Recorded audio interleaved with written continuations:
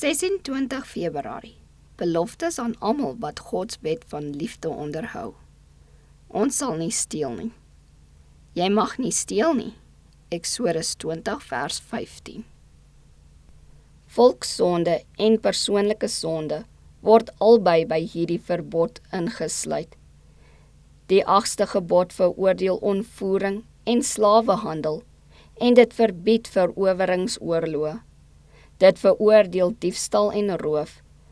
Dit vereis die strengste onkeerbaarheid in die fynste besonderhede van alle sake.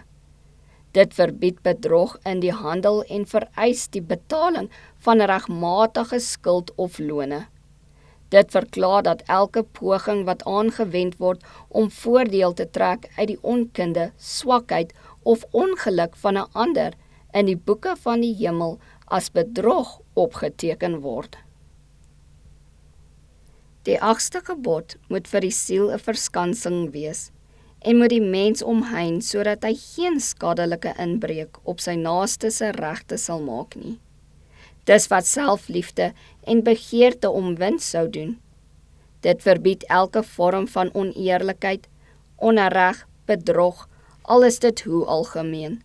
Al probeer ons ook hoe om dit goed te praat. Jy mag nie steel nie, is deur die vinger van God op kliptafels geskrywe. En tog word soveel liefde stilletjies gesteel en dit word goed gepraat. Daar word skelm gevry en gemeenskap gehou totdat die liefde van 'n onervare dogter, wat nie besef waartoe sulke dinge kan lei nie, van haar ouers weggesteel word en oorgaan op iemand wat deur sy gedrag bewys dat hy haar liefde nie waardig is nie. Die Bybel veroordeel elke vorm van oneerlikheid.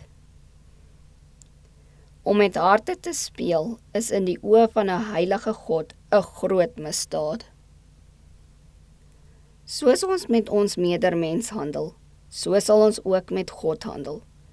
Of dit nou 'n klein oneerlikheid of 'n gewaagde bedrog is, mense wat in oneerlikheid volhard, sal hulle beginsels deurvoer totdat hulle hul eie siele bedrieg en die hemel en die ewige lewe verbeur.